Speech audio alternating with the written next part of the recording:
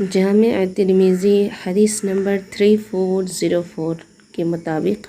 نبی صلی اللہ علیہ وسلم جب تک سورہ سجدہ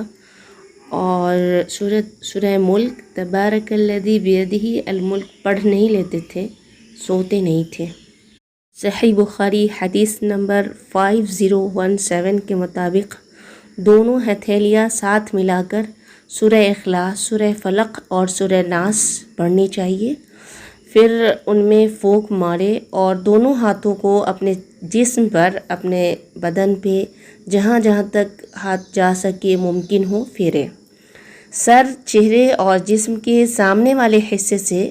شروع کرنا چاہیے اور اس طرح سے 3 دفعہ کرنا چاہیے۔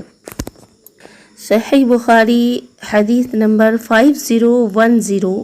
میں رسول صلی اللہ علیہ وسلم کا فرمان ہے کہ جب تم بستر پر پہنچو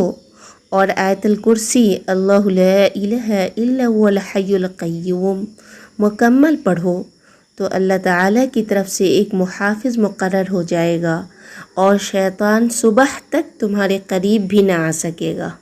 صحیح بخاری حدیث نمبر 2009 کے مطابق جو شخص سورہ بقرہ کی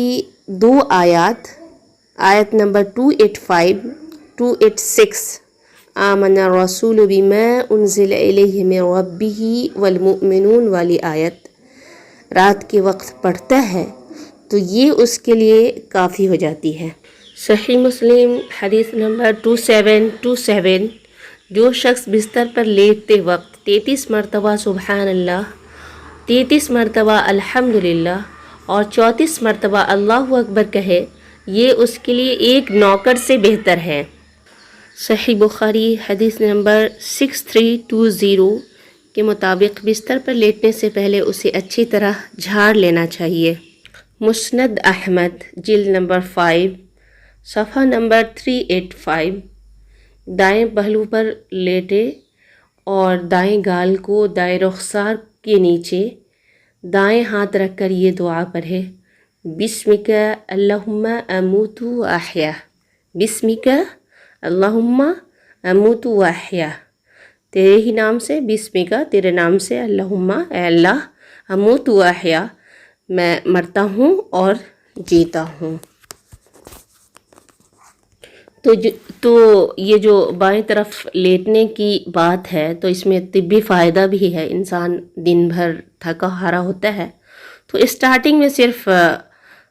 دائیں پہلو پر لیٹنا ہے اور بائیں پہلو اوپر ہونا چاہیے، اس لیے کہ بائیں پہلو میں دل ہوتا ہے، بائیں طرف دل ہوتا ہے، تو دل جب اوپر آ جاتا ہے تو خون کا دورانیہ تیز ہو جاتا ہے، انسان کو راحت ملتی ہے، سانس لینے میں آسانی ہوتی ہے، تو دن بھر کی جو تھکاوٹ ہوتی ہے وہ دور ہو جاتی ہے۔ صحیح بخاری حدیث نمبر 6320 میں ہے کہ جب تم میں سے کوئی شخص اپنے بستر سے اٹھے اور پھر دوبارہ اس کی طرف آئے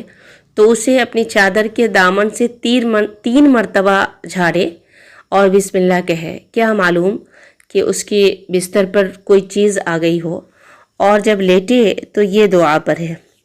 تو گویا کہ انسان پہلی بار بھی جائے گا تو ضروری سی بات ہے بستر کو 3 بار جھاڑنا چاہیے نبی صلی اللہ علیہ وسلم کی حدیث کے مطابق، آپ کی سنت کے مطابق، اور یہ دعا پڑھے، بسمک ربی وضعت جنبی، بسمک ربی اے میرا رب تیرے نام سے، وضعت جنبی میں نے اپنا پہلو بستر پہ رکھا، وبک ارفعہ ان امسکت نفسی فرحمہا، اور تیرے ہی نام کے ساتھ میں اسے اٹھاؤں گی یا اٹھاؤں گا، لہٰذا اگر تو میری روح کو روک لے، امسکت نفسی روح کو روک لے، فرحمہا تو اس پہ رحم فرمانا، وَإِنْ أَرْسَلْتَهَا فَاحْفَظْهَا، اور اگر تو اسے چھوڑ دے، اگر تو اسے باقی رکھے، چھوڑ دے تو اس کی حفاظت فرمانا اس طرح سے، بِمَا تَحْفَظُ بِهِ عِبَادَكَ الصَّالِحِينَ، جیسے تو اپنے نیک بندوں کی حفاظت فرماتا ہے۔ تو یہ رات کے تعلق سے چھوٹی چھوٹی عادتیں ہیں، چھوٹی چھوٹی سنتیں ہیں، وضو کر کے سونا، رات میں صلاۃ کے بعد دیر رات تک گفتگو نہیں کرنا، جاگے نہیں رہنا، بلا ضرورت بات نہیں کرنا، یہ نبی صلی اللہ علیہ وسلم کی عادت تھی۔ اسی طرح سے دائیں پہلو پہ لیٹنا، دعاؤں کی پابندی کرنا، اذکار کی پابندی کرنا بہت زیادہ بھی نہیں ہے. اگر ہم اسے اپناتے ہیں